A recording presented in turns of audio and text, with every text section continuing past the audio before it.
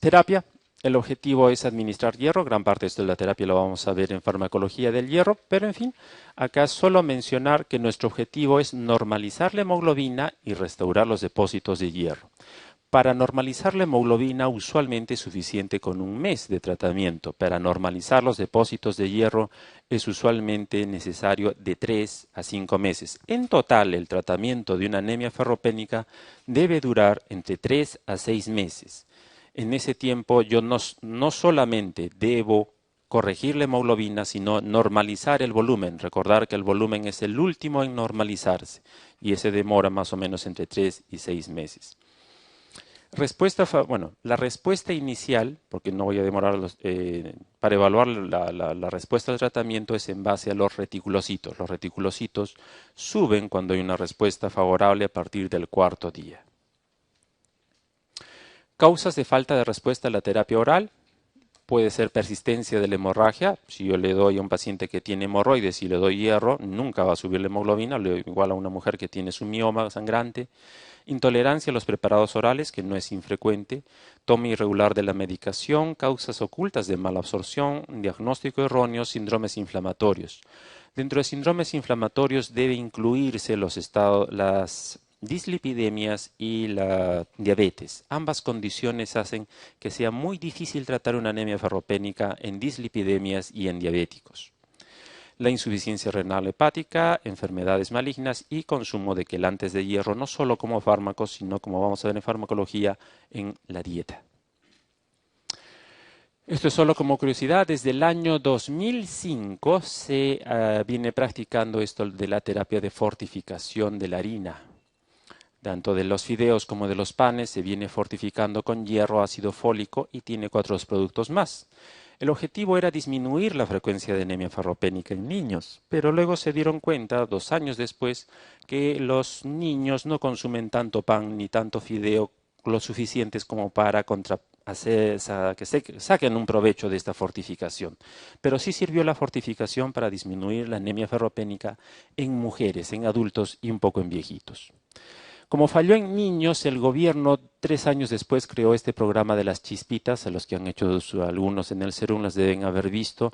Es una idea hindú que dentro de su consumo está el hierro y demás productos deficitarios. Hay 2 formas de chispitas para la anemia y de micronutrientes, ¿no? Es solo como curiosidad que en el Perú.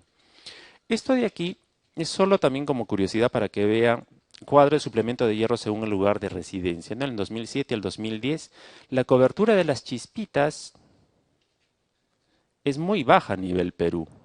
En el mejor de los casos, el 26% llega en la sierra. Es muy, muy baja la cobertura.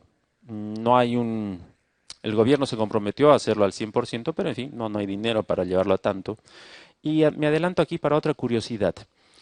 En azul es cuánto de plata hay por cada región. El amarillo es la anemia, casi en promedio 50%. ¿Y cuánto de la plata se ha dado para apoyar a este programa de las chispitas y fortificación nutricional? El caso más emblemático, fíjense, en Ayacucho. Tiene un montón de plata y muy poco se le ha asignado, se ha gastado en esto de la fortificación de productos o de combatir la anemia, porque se sigue viendo a la anemia como un problema de refilón, ¿no? Y todas las regiones van por ese sentido, ¿no? Casi ninguna ha cumplido con eso, incluyendo Lima. ¿Hasta ahí alguna duda o pregunta?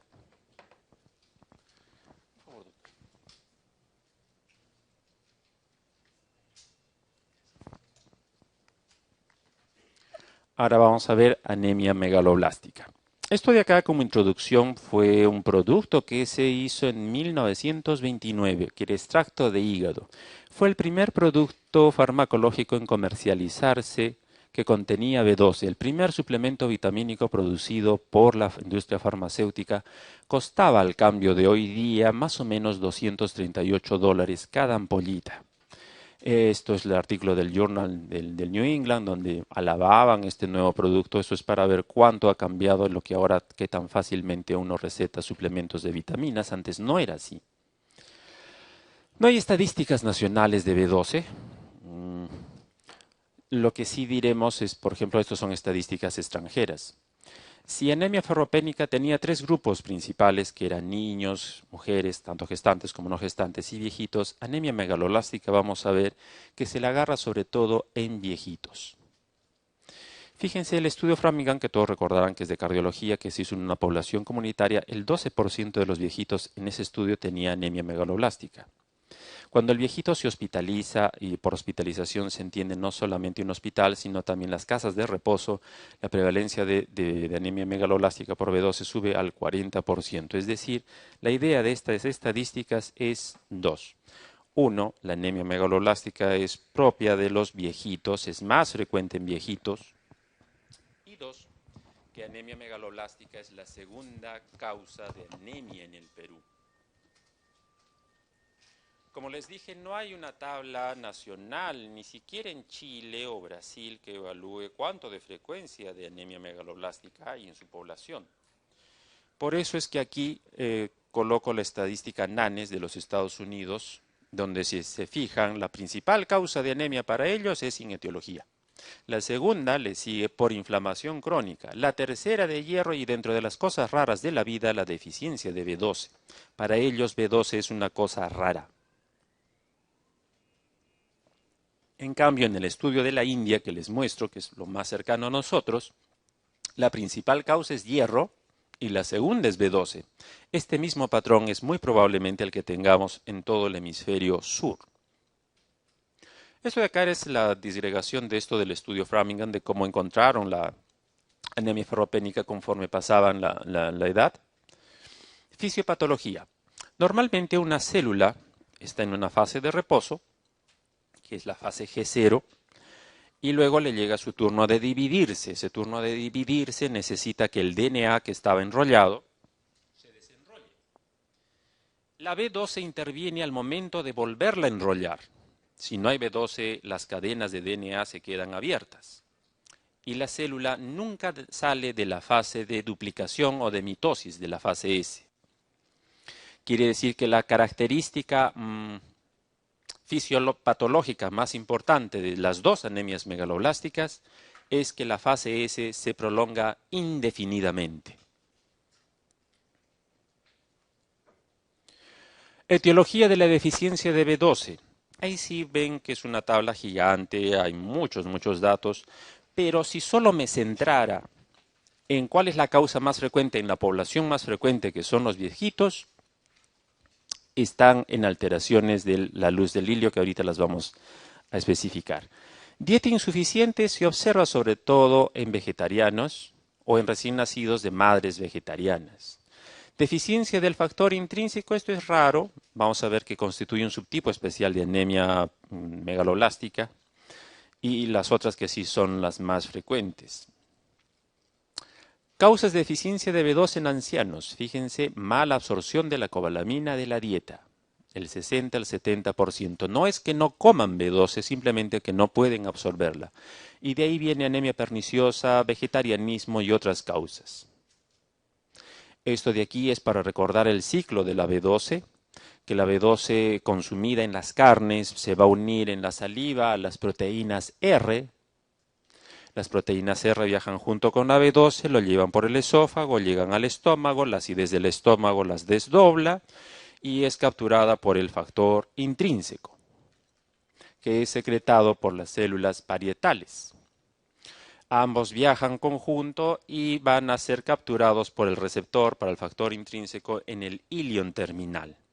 El hierro se absorbía en el duodeno, la B12 en el ilion terminal. Y a partir de ahí son capturados, llevados al enterocito, el enterocito se los entrega a las transcobalaminas y las transcobalaminas lo reparte. Cuando uno habla de anemia megaloblástica por B12, casi siempre piensa que B12 solamente es anemia. Como les decía, afecta a la deficiencia de B12 a todas las células que necesiten dividirse. Y todas las células en el organismo necesitan dividirse. Quiere decir que los efectos de la B12 son sistémicos, va a afectar a diferentes órganos. Por ejemplo, en el caso del tracto respiratorio, el epitelio alveolar también se vuelve macrocítico. Y eso se va a traducir en que el epitelio alveolar produzca asma, bronquitis, tos crónica, laringitis. O en el tracto genitourinario va a producir pérdida de la libido, incontinencia, vejiga neurogénica, infertilidad, cistitis, impotencia, tarará, tarará, toda la relación de listas. No es el objetivo marearlo, simplemente es sacar la idea de que anemia megaloblástica por B12 es un trastorno sistémico, no solamente limitado a la anemia. En el caso de los músculos esqueléticos, fíjense, va a producir fatiga crónica, sarcopenia, osteoporosmis, espasmos, calambres nocturnos, caídas, mialgias, etc. En el caso de las funciones cognitivas, depresión, fatiga, pérdida de la memoria, ideas suicidas, fobias, apatía, irritabilidad, conducta de violencia, tarará, tarará. En el caso de oído-nariz, vértigos, tinnitus, neuropatía, caídas, ataxia, tarará, tarará, y en cardiovasculares, ICC, TBP, angina, infarto, en fin. Insisto, cada sistema se ve afectado por B12 de forma diferente. Si en anemia ferropénica la parte principal era la anemia y las manifestaciones neurológicas, y en tercer lugar ya las manifestaciones gastrointestinales, en anemia megaloblástica es más o menos similar. Aparte de la anemia, por la deficiencia de B12, el compromiso neurológico es el que más destaca y que les van a preguntar, va a ser motivo de preguntas, por eso está en rojito. La deficiencia de hierro, recuerden, producía un problema a nivel central. No desarrollaban nuestros sistemas GABAérgico, dopaminérgico, etcétera, etcétera. En cambio, la deficiencia de B12 es tanto a nivel central y sobre todo a nivel periférico. Y a nivel periférico produce una neuropatía sensitiva, pura. No produce neuropatías motoras, no produce neuropatías sensitivo-motoras. Casi siempre es solamente una neuropatía sensitiva, tanto superficial como profunda. De ahí viene el resto de cositas que es Romberg positivo, hiperreflexia, Clonus y Babinski y otras manifestaciones, pero lo que me interesa es esto de la sensibilidad. Aquí es para ver un corte de una médula normal con sus cordones anteriores, motores y acá los sensitivos. Y cuando me falta la B12, fíjense, no hay estos cordones posteriores, sí los anteriores. Eso es para recalcar el compromiso de las astas posteriores que es sensitivo puro. En la resonancia se observa así, viene el cono medular y ¡plac!, aparece este estrechamiento y luego vuelve a aparecer normal.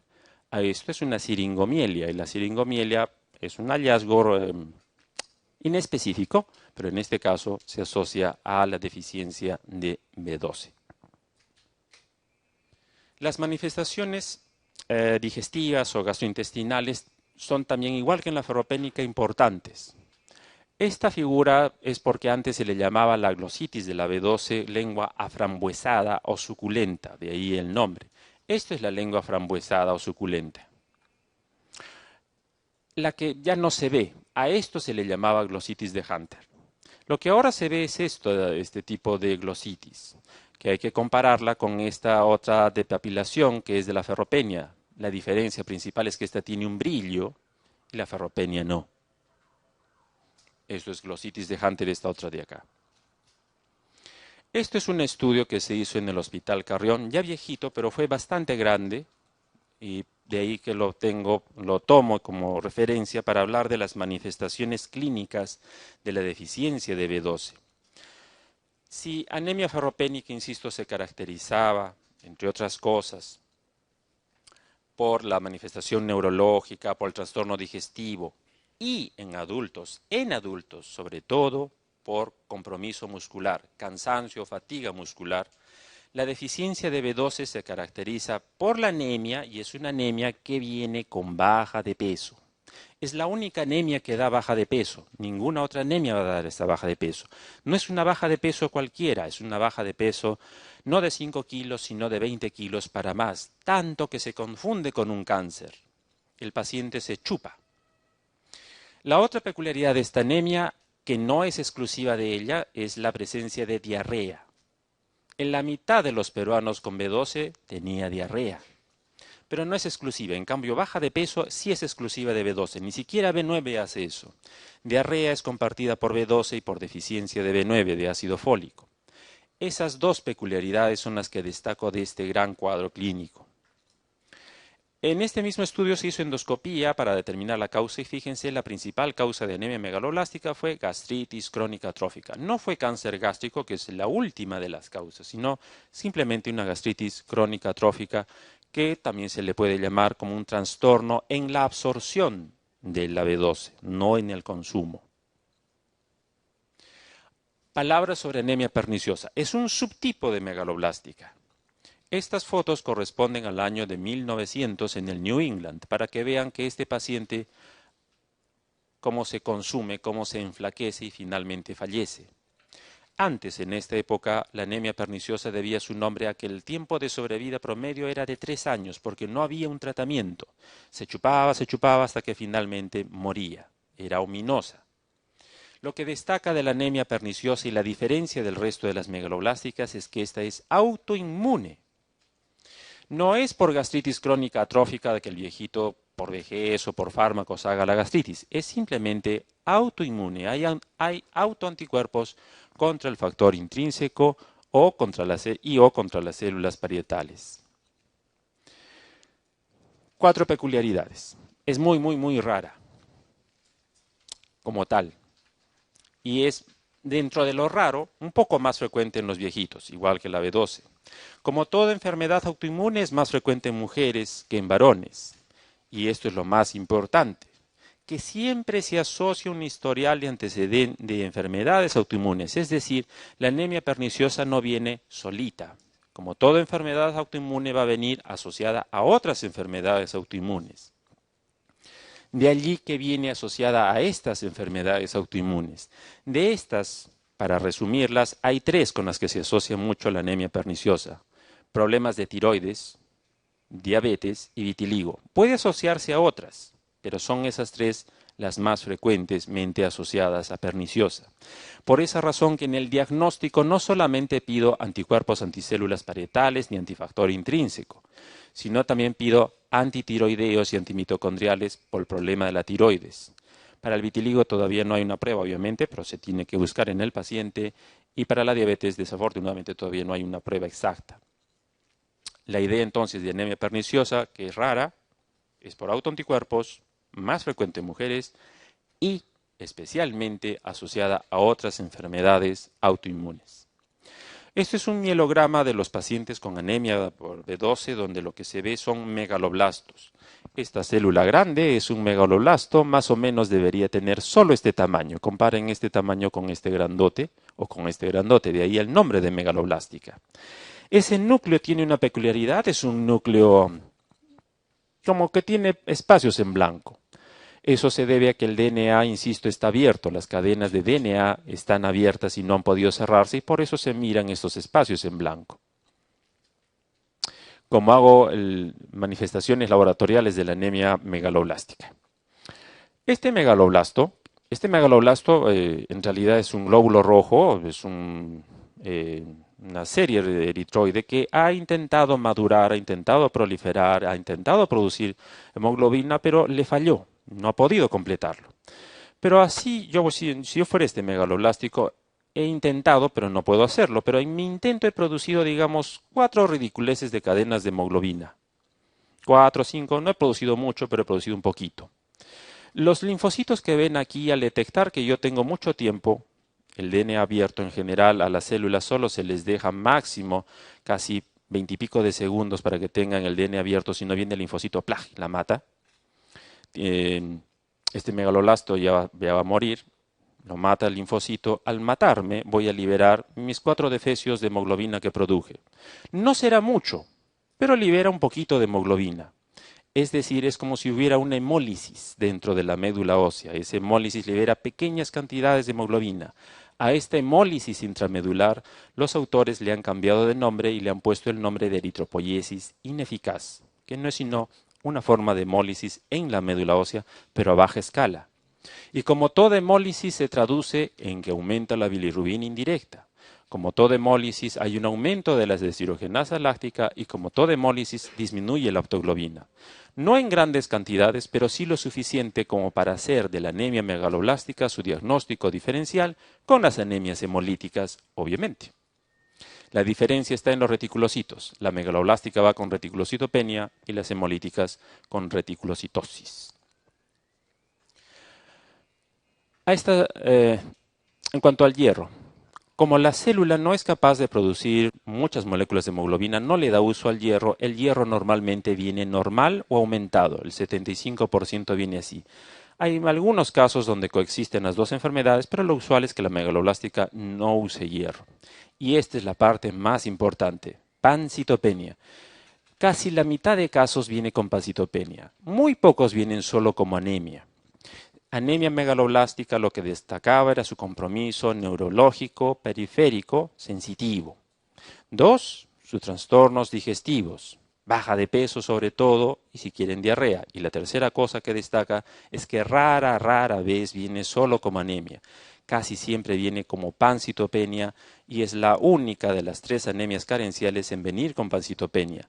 La deficiencia de ácido fólico es excepcional que venga con pancitopenia. Pancitopenia en anemia carencial debe pensarse en deficiencia de B12. Esto son algunas palabritas, algunos hallazgos que se hacen en el mielograma y en los hemogramas. En los hemogramas hay una palabra sugerente, no es patognomónica, pero sugerente de deficiencia de B12, que es el hallazgo de polisegmentados. Estos son los polisegmentados, cada neutrófilo debe tener entre 5 y 7, estos tienen más de 7 lóbulos. Y los bastones gigantes en la médula ósea. El diagnóstico de la anemia megaloblástica lo sospecho por el hemograma, pero lo confirmo dosando B12. El problema está que no sabemos cuál es el nivel normal de B12. Según la OMS establece un nivel promedio de 480. Según los Estados Unidos, su Ministerio de Salud, el mínimo es 350. Los japoneses entre 500 y 1300. El Harrison dice entre 300 y 900, es decir, hay diferentes patrones de normalidad. Todos ellos hechos para poblaciones no peruanas. El Perú, en la mayor parte de los médicos, como siempre copiamos lo de los Estados Unidos. Pero no es que haya un sustento científico detrás de eso. Lo que recomienda la OMS es que dice, para hacer el diagnóstico, confirmar el diagnóstico de deficiencia de B12, además de dosar B12, debo dosar este defecio de acá, el ácido metilmalónico. ¿Qué es el ácido metilmalónico? Normalmente es la basurita. Basurita es un producto de desecho que normalmente producimos pequeñísimas cantidades, pero cuando hay deficiencia de B12 aumenta mucho su producción. Es esto lo que la tabla quiere decir. Altos niveles de cobalamina de B12, muy poco ácido metilmalónico. Baja el nivel de la B12, sube los niveles de ácido metilmalónico. Por eso es que la OMS recomienda dosar ambas cosas a la vez. Diagnóstico entonces. En el hemograma voy a encontrar macrocitosis y reticulocitopenia que me permite diferenciarlo de la anemia hemolítica. En el mielograma voy a encontrar megaloblastos y esto me permite diferenciarlo de los síndromes mielodisplásicos. El dosaje de la B12 y del ácido metilmalónico es para diferenciarla de la deficiencia de ácido fólico o B9 y el dosaje de autoanticuerpos es para ver si es que es perniciosa, es decir, el diagnóstico diferencial de B12 es anemias hemolíticas, síndrome mielodisplásico y deficiencia de ácido fólico. Tratamiento es obviamente administrar vitamina B12, casi siempre se escoge la vía parenteral. El tiempo casi siempre se le da por entre 6 meses a 1 año y si es perniciosa el tratamiento es de por vida. Ahora sobre ácido fólico. En cuanto a ácido fólico, esto era para ver la espina bífida y anencefalia de la publicación de la OMS en el 2008, ahí no estábamos tan mal. Recuerden que ácido fólico tiene que ver mucho con malformaciones congénitas. Deficiencia de ácido fólico es, aparte de anemia, malformaciones congénitas y manifestaciones cardiovasculares. Son sus 3 principales manifestaciones. Esta es una tabla nacional donde vemos que del 2006 al 2013 la población con anemia no ha cambiado mucho, 25 contra 25%. En el año 2000, no puse el año, es en el año 2012 se hace este estudio en la maternidad de Lima. Su objetivo fue evaluar la anemia en la población de Lima y encontró que efectivamente el 25% tenía anemia, casi todos eran ferropénicos, pero lo que los libros dicen es que la deficiencia de ácido fólico, por algo le dan ácido fólico a las gestantes, quisieron evaluarlo y encontraron que solo el 0,2% de las gestantes tenía deficiencia de ácido fólico. pensaron algo anda mal porque se está repitiendo estadísticas de países extranjeros que están muchos mejores y hicieron una contraprueba, que es el folato eritrocitario, es una prueba más sensible, más específica. Aumentó un poco, pero siempre muy poco, ¿no? De 0,2 a 2,4. Esto llevó al ministerio a explicar que fue por la introducción de la suplementación de la harina, lo que les dije. Esta suplementación de la harina de trigo no solamente fue con hierro, sino también con ácido fólico. Y como les dije, en este año ese estudio aclaró que había servido sobre todo para los adultos para suplementarlos de ácido fólico. Este es el reporte que el Perú está obligado a hacer año por año de los casos de defectos del tubo neural. Hasta antes del 2005 teníamos alta prevalencia, después del 2005 ha caído muchísimo. Esta otra tabla es similar, anencefalia, fíjense, 48 casos contra 17 después de la fortificación. Es decir, la deficiencia de ácido fólico ha perdido su peso en el Perú por la fortificación. Pero de manera teórica, insisto, deficiencia de ácido fólico es anemia, es malformaciones congénitas y trastornos cardiovasculares. Etiología de la deficiencia de ácido fólico.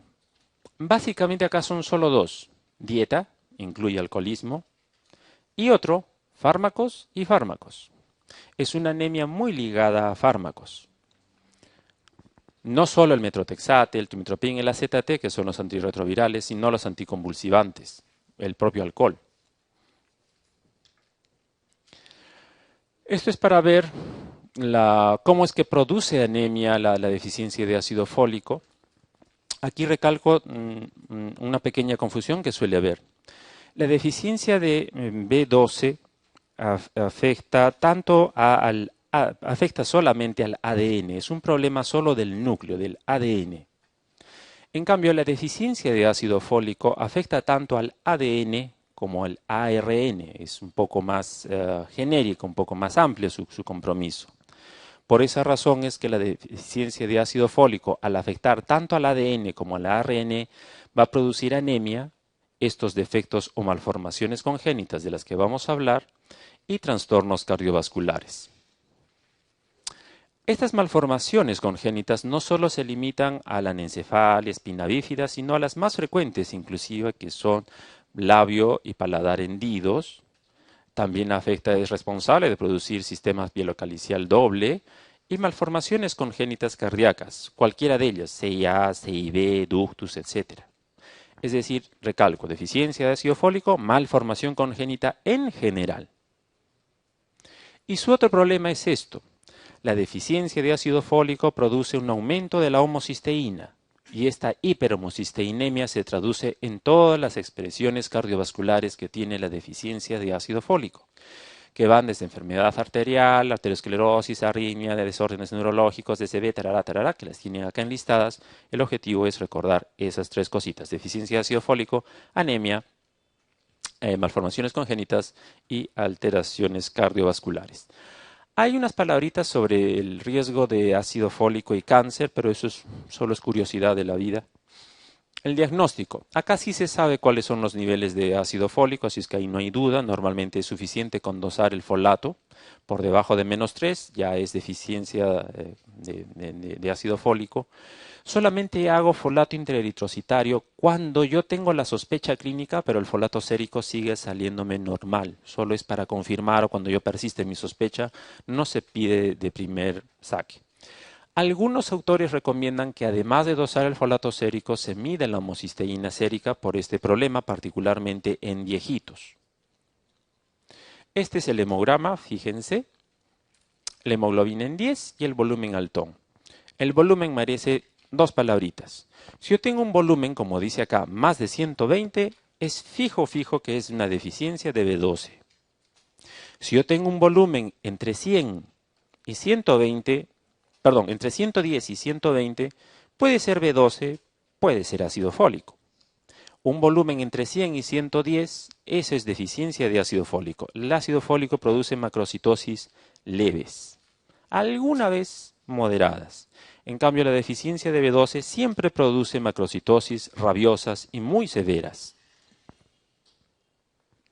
Esto era lo que le decía del ácido fólico, es otra peculiaridad, bueno, con cáncer, que es no es solo como curiosidad. Tratamiento. El tratamiento consiste en dar, obviamente, ácido fólico. A veces la dosis estándar es de 1 miligramo, 2 pastillitas al día, pero hay pacientes que necesitan mucho más, que es hasta 27 miligramos semanal, ¿no? Eso es dependiendo de la etiología. ¿Hasta ahí alguna duda o pregunta? Bien, empezaremos ahora con anemia hemolítica inmune. Anemias hemolíticas, generalidades. Se llama anemia hemolítica a cualquier patología que produzca un acortamiento de la sobrevida del glóbulo rojo, es decir, que en lugar de 120 días viva menos. Segundo, hay hemólisis aguda y hay hemólisis crónica. Antes se hacía esta disquisición, ahora casi nadie la hace. Fíjense que las hemólisis crónicas se caracterizan sobre todo por litiasis vesicular. Aparecen úlceras en extremidades, hay alteraciones esqueléticas, en tanto que la hemólisis aguda, esa es la que se produce actericia, esplenomegalia, hepatomegalia, la que todos casi conocemos. Otra forma de diferenciar las anemias hemolíticas es de acuerdo a dónde se produce la hemólisis. Acá está. Pueden ser dentro del vaso sanguíneo o fuera del vaso sanguíneo. Dentro del vaso sanguíneo, la hemólisis suele ser muy severa, en cambio que fuera del vaso sanguíneo la hemólisis suele ser leve a moderada. Entre las dos es más frecuente las causas extravasculares que la intravascular. Otra forma de diferenciarla es quién tiene la culpa de la hemólisis. Si la causa de la hemólisis es el glóbulo rojo, se dice que es una anemia hemolítica intracorpuscular o intraeritrocitaria. Si la causa de la hemólisis no tiene nada que ver el glóbulo rojo, es del endotelio, es del vaso o por anticuerpos, se le llama extracorpuscular o extraeritrocitaria. A las anemias hemolíticas inmunes se las divide también solo a las inmunes en primarias o secundarias, dependiendo si no hay una causa o si es que hay una causa. También se les divide en anemias hemolíticas por anticuerpos calientes o anticuerpos fríos, dependiendo a qué temperatura el anticuerpo sea activo. Anticuerpo caliente es cuando el anticuerpo es activo a la temperatura corporal, es decir, a los 35 o 40 grados. En cambio es por anticuerpos fríos cuando el anticuerpo es activo, produce hemólisis cuando es en promedio a los 20 grados. También existe la clasificación de anemias hemolíticas por anticuerpos regulares y por anticuerpos irregulares. Anticuerpos regulares son aquellos anticuerpos que se producen comúnmente, frecuentemente. Por decirles, anemia hemolítica por incompatibilidad ABO, por incompatibilidad de RH. En cambio, las irregulares son aquellas causas poco frecuentes de anemia hemolítica.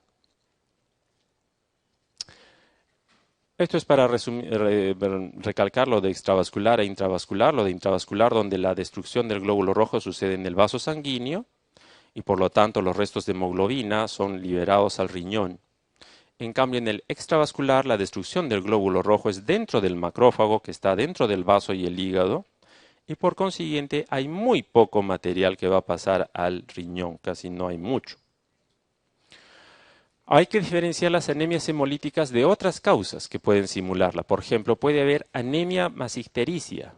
Anemia e ictericia puede haber en la eritropoiesis inefectiva, es decir, en la hemólisis intramedular que hemos hablado de la anemia megaloblástica. Puede haber hemólisis por tercer espacio o un hematoma. Puede haber ictericia sin anemia, ictericia a predominio indirecto, que la más conocida es la enfermedad de Gilbert, o por metástasis. O puede haber anemia con reticulocitosis en anemias hemorrágicas, es decir, hay varias situaciones que diferenciar. El hemograma de las anemias hemolíticas, fíjense, es una anemia usualmente severa. Los leucocitos, cuando están altos, cuando viene con leucocitosis, es sugerente de etiología inmune. Cuando están normales, es sugerente de cualquier otra etiología menos la inmune. Puede ser congénita, puede ser infecciosa, etc. Las plaquetas usualmente no están alteradas, reticulocitos siempre están aumentados Y en la lámina periférica hay dos palabras importantes, policromatofilia y ortocromáticos. Estas dos palabras, policromatofilia y ortocromáticos, pueden estar presentes en las anemias hemolíticas en general y en la anemia megaloblástica en general.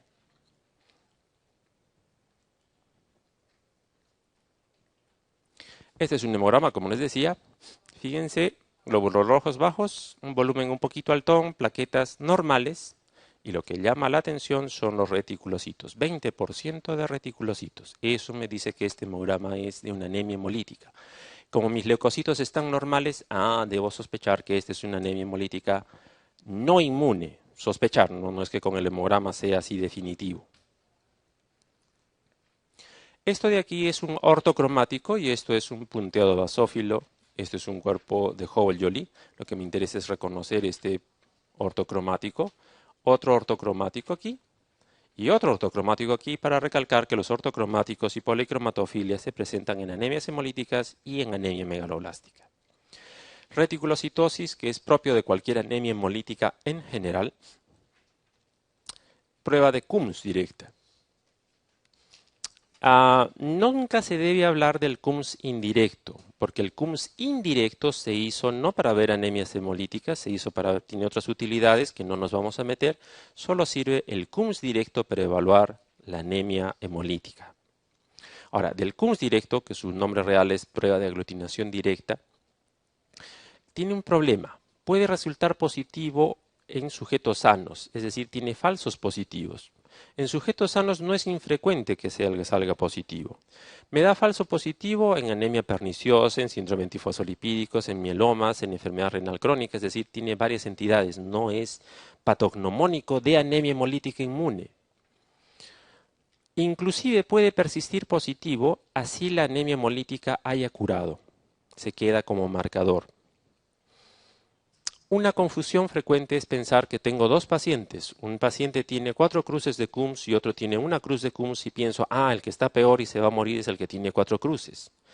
No, el Coombs no se hizo para evaluar severidad de la anemia hemolítica. Se hizo para evaluar cuánto de anticuerpos hay. Puede ser que haya 1 kilo de anticuerpos, pero que sean anticuerpos inútiles que no sirven para dar hemólisis. Puede ser que solo haya una cruz de Coombs, y esa sola cruz de Coombs sean anticuerpos muy efectivos y que den gran hemólisis. Es decir, la intensidad del Coombs no se correlaciona con la severidad del cuadro. Es solamente me dice, hay muchos o hay pocos anticuerpos, pero nada más. Esto es el glóbulo rojo con sus anticuerpos, el reactivo de Coombs y cómo el reactivo de Coombs positiviza, y esto es como se mira en la vida real. Estos pocitos están, en su interior contienen microperlas de plástico rodeadas con el reactivo de Coombs. Se le echa la sangre. La sangre debe descender si es que no tiene ningún autoanticuerpo pegado. Pero si tiene algún anticuerpo pegado, se va a quedar aquí. Esto es un Coombs negativo porque toda la sangre bajó. Nada se quedó, está limpia de autoanticuerpos. Todos estos son Coombs positivos. Acá muy fuerte porque tiene montones de autoanticuerpos y no deja que baje la sangre. Y acá más o menos, pero de todas maneras significa. Entonces eso significa 4 cruces y negativo. Esto es el algoritmo de qué hacer frente a una anemia hemolítica, que poco a poco lo vamos a ir viendo. Anemia hemolítica inmune. De esta tabla, ¿qué destacar? Estas dos cosas, incidencia y sexo. La anemia hemolítica inmune es frecuente, pero sus cifras varían dependiendo si se considera o no a la población gestante. Por eso puede variar desde 0,4 hasta 2 casos. Y como todas las enfermedades autoinmunes, más en mujeres que en varones. Esto de la forma primaria depende de la acuciosidad con la cual se pidan las pruebas para saber la etiología. Ahora, las anemias hemolíticas inmunes se dividen en anticuerpos calientes y en anticuerpos fríos. Fíjense esta etiología que le he sacado de una estadística norteamericana, no para que se averigüen todos los nombrecitos, pero de aquí hasta acá es cáncer y de aquí enfermedades autoinmunes. Quiere decir que las dos principales causas de anemia hemolítica inmune es cáncer en general y enfermedades autoinmunes. Y de estas, el cáncer las enfermedades autoinmunes con la genopatía se asocian más a anticuerpos calientes que a anticuerpos fríos. En cambio, las neoplasias hay en anticuerpos calientes y también hay un poquito en anticuerpos fríos. Lo que, insisto, las autoinmunes no se asocian a anticuerpos fríos. Las colagenopatías no se asocian a anticuerpos fríos. Cuadro clínico. Como la anemia hemolítica inmune puede producir fatiga, vértigos, fiebre, disnea, tos, anorexia, esplenomegalia y hepatomegalia, ¿no? En el cuadro clínico hay manifestaciones dependientes de la anemia, dependientes de la hemólisis y dependientes del componente autoinmune. Las dependientes de la anemia son todo el síndrome anémico que conocen, disnea, cefalea, vértigos, taquicardia, etc.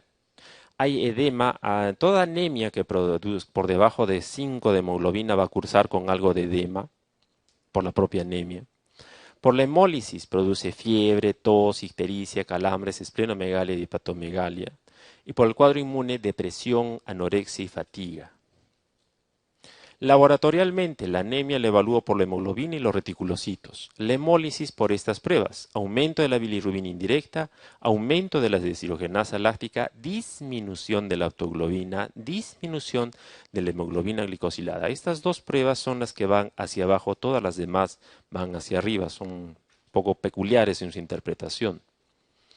Y la prueba con el componente autoinmune es el CUMS directo, que ya dijimos no tiene que ver con la severidad. La severidad de una anemia hemolítica tampoco lo da estas pruebas. Estas pruebas solo me dicen que hay hemólisis. La severidad me dice la anemia. Si hay una caída de hemoglobina de más de 1 gramo en 24 horas, eso es una anemia hemolítica severa. Si tengo reticulocitos por encima del 10%, eso es una anemia hemolítica severa. Esos dos son los parámetros de severidad: la caída de la hemoglobina y el porcentaje de reticulocitosis. Yo puedo tener un paciente con bilirrubina indirecta 40 y otro paciente con 1 de bilirrubina indirecta. No indica severidad. La razón es que al inicio, cuando yo tengo 14 hemoglobina y empieza la hemólisis, el vaso va a destruir harta sangre, voy a tener harta bilirrubina indirecta. Pero conforme el vaso va destruyendo mi sangre y baja mi hemoglobina de 14, 10, 6, 4, cuando yo tenga 4 de hemoglobina, ya casi no hay sangre por destruir y mi ictericia habrá bajado entonces. La ictericia entonces no se correlaciona con la severidad. Esto es de acuerdo al tipo de características de los anticuerpos. Fíjense, los de anticuerpos calientes son las anemias hemolíticas inmunes más frecuentes, 2/3 de los casos. Le siguen los fríos. De los anticuerpos calientes, la mayor parte de casos es por IgG, en cambio los anticuerpos fríos es por IgM la mayor parte de casos. Los anticuerpos calientes no tienen un blanco, un antígeno establecido. Solo como no conocemos el nombre del antígeno, se le puso el nombre de pan-aglutinina. Pan-aglutinina es la forma médica de decir no sé contra qué antígeno es. En cambio, los anticuerpos fríos sí tienen un antígeno reconocido, casi siempre es el antígeno I. Lo mismo que hay en el sistema de sangre ABO, existe el MNO, existe el PQR y existe el antígeno del sistema I. Entonces esa es la usual causa.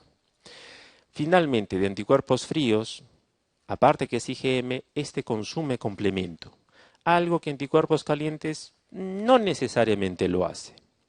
Si tuviera que resumir entonces, anticuerpos calientes es el más frecuente, anticuerpos fríos no. Anticuerpos calientes se asocia más a colagenopatías, enfermedades autoinmunes. Anticuerpos fríos no. A él le gusta asociarse un poquito más con cáncer. Anticuerpos calientes es a IgG y no consume complemento. Anticuerpos fríos sí consume complemento y es a IgM.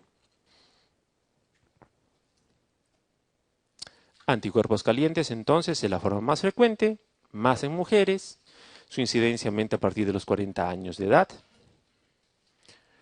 Ahora, de las anemias hemolíticas por anticuerpos calientes hay 3 tipos. La clásica es la autoinmune, donde se ha perdido la autotolerancia, por ejemplo es la anemia hemolítica del lupus, donde hay un montón de autoanticuerpos porque se perdió autotolerancia. Pero hay otra forma que se llama autoinmune, por decirles, yo sufro de insuficiencia renal Y por mi insuficiencia renal cada cierto tiempo me tienen que transfundir sangre. Llevo años recibiendo transfusiones de sangre que por más compatibles que sean son la sangre de otra persona. Eso va a producir en mi cuerpo anticuerpos contra la sangre transfundida de otras personas. A eso se le llama aloinmune, aloanticuerpos que son por transfusiones repetidas, no masivas, simplemente repetidas. Y existe esta otra forma que es la heteroinmune, que se presenta en las anemias hemolíticas de los niños, que son posinfecciosas. Yo tengo 3 años, me da hoy día mi influenza, pasa mi influenza, 2 semanas después hago mi anemia hemolítica porque hubo una reacción cruzada de antígenos, de anticuerpos, y me da mi anemia hemolítica por reacción heteroinmune. Esto es lo más frecuente, esto es por transfusiones y esto es posinfecciosa. De los anticuerpos calientes, las causas más importantes, infecciones, que es en niños, y de las infecciones, cualquier virus puede producirlo y en adultos el VIH. Colagenopatías, que ya dijimos, todas las enfermedades autoinmunes. Tumores no es el fuerte de los anticuerpos calientes. Pueden producirlos, pero no es el fuerte. El fuerte son estos dos, niños y adultos. En los anticuerpos calientes, la terapia es con corticoides como primera línea y esplenectomía como segunda línea. En cambio, en anticuerpos fríos no es lo más frecuente, es propio de viejitos y aquí viene este problema de aquí, en los anticuerpos fríos. Hemos dicho que los anticuerpos fríos se produce la hemólisis cuando hay 20 grados de temperatura, pero el ser humano se muere por congelamiento cuando su temperatura central alcanza los 35 para abajo. ¿Qué parte del cuerpo humano produce o llega a 20 grados? Cuando hay frío se nos congelan las manos, los pies, la punta de la nariz y las orejas. Quiere decir que la anemia hemolítica por anticuerpos fríos es localizada solo a esas zonas y por eso se traduce en esta manito. Hay una cianosis acral o un compromiso acral. Por eso es que la anemia hemolítica por anticuerpos fríos no es generalizada. Los anticuerpos calientes sí dan generalizada. Otra peculiaridad de los anticuerpos fríos es que en esta zona los glóbulos rojos se aglutinan. No forman rulos, sino una bola, una masa de glóbulos rojos. Fíjense acá en este cuadro, a 37 grados la sangre está bien y a 4 grados se aglutina, se ven grumos, masitas de glóbulos rojos por ahí. Esto se forma aquí, obstruye la circulación y empieza a doler. Causas de anemia hemolítica por anticuerpos fríos. Aquí sí predominan las neoplasias. Recalco, insisto, neoplasias. No es necesario aprenderse el nombre de cuál es la más frecuente o menos frecuente. Neoplasias. Y en algunos casos, no es su fuerte, pero en algunos casos se produce a gérmenes. Pero no es cualquier germen como la de anticuerpos calientes. Son gérmenes específicos que el más conocido es el primerito, Mycoplasma pneumoniae. Es el más frecuente de las causas infecciosas en anticuerpos fríos. No suele asociarse a colagenopatías, como verán. Tratamiento. El tratamiento es simplemente evitar el frío. Los corticoides no funcionan, la esplenectomía no funciona. Si no funciona esto de evitar el frío, se le da rituximab en un intento de a ver si es que mejora. ¿Qué es el rituximab? Es una droga, es un anticuerpo monoclonal que mata linfocitos. El objetivo es matar al linfocito que produce el autoanticuerpo. No siempre funciona, quiere decir que el pronóstico no es tan bueno como el de anticuerpos calientes. Esto es más de la terapia. Anemias hemolíticas por drogas son solo pequeños. Hay varias formas de que una anemia hemolítica por una droga pueda producirse, bien sea porque la droga induce autoanticuerpos, este es el caso de la metildopa, bien sea porque la droga se comporta como un antígeno incompleto, es decir, como apteno, este es el caso de la penicilina, o bien porque la droga induce una reacción cruzada por complejos inmunes, ese es el caso de las cefalosporinas. De todas estas, la más severa, la más brava, es esta de aquí, la de complejos inmunes. Es muy, muy brava la anemia hemolítica. En cambio, la más suave de todas ellas suele ser la de autoanticuerpos. Pero lo que me interesa son los mecanismos por los cuales las drogas producen esta anemia hemolítica. Palabras sobre la anemia hemolítica del recién nacido. Hay dos grandes anemias hemolíticas del recién nacido, que es el ABO y el RH. Aquí están sus diferencias. ABO es mucho más frecuente en nuestro medio que la de RH. ABO ¿Afecta embarazos posteriores? No siempre, pero el RH sí. En ABO lo importante es que la madre sea O y el niño sea cualquier grupo que no sea O, AB o AB. Si es que fuera al revés, si es que la madre es B, no hay tanto problema. El problema es cuando la madre es O y el niño es otro grupo. En cambio, en el RH se necesita que la madre sea negativo y que el hijo sea el positivo para que se dé el problema. Otra peculiaridad, la severidad. La severidad de la anemia hemolítica por ABO es leve. La severidad de la RH es moderada severa. Tanto, y empeora con cada embarazo, tanto que a veces se le llamaba eritroblastosis fetal, era la forma más severa. La hemólisis por ABO, el CUMS es negativo, o positivo de él, pero usualmente es negativo. En cambio, la hemólisis por RH siempre es positivo, es otra de sus grandes diferencias. La hemólisis por ABO me da hallazgos genéricos en la lámina periférica, policromatofilia, reticulocitosis, no hay nada específico. En cambio, la hemólisis por RH solamente me da esto, ortocromáticos muy abundantes, no da otras palabritas que no sea ortocromáticos. De allí el nombre de eritroblastosis fetal. Y finalmente, el tratamiento de la ABO no requiere o solo fototerapia. El tratamiento de la RH siempre requiere de cosas raras, por ejemplo, sanguíneo-transfusión, transfusiones intraútero, fototerapia. Siempre es difícil de tratar. Otras anemias hemolíticas, antes de ir al break. Hemos visto las anemias hemolíticas inmunes, hemos visto que hay varias formas, y ahora vamos a hablar palabritas sobre las anemias hemolíticas infecciosas. De las infecciosas, estos son los principales gérmenes que dan hemólisis. Aspergillus, Bartonella. De ahí destaco Bartonella y Plasmodium. Hay que diferenciar estas anemias hemolíticas infecciosas porque aquí el germen busca comer al glóbulo rojo, no busca producir anticuerpos. Yo por decirles, puedo tener un adenovirus y mi adenovirus produce un autoanticuerpo, eso es un mecanismo inmune. Pero si el virus, por decirles, el que va a llegar este verano, el chikungunya o el ébola o cualquier arbovirus, él busca destruir al glóbulo rojo sin que medie ningún anticuerpo de por medio. Estos gérmenes, Bartonella y Plasmodium, no producen anticuerpos, simplemente van y matan al glóbulo rojo per se.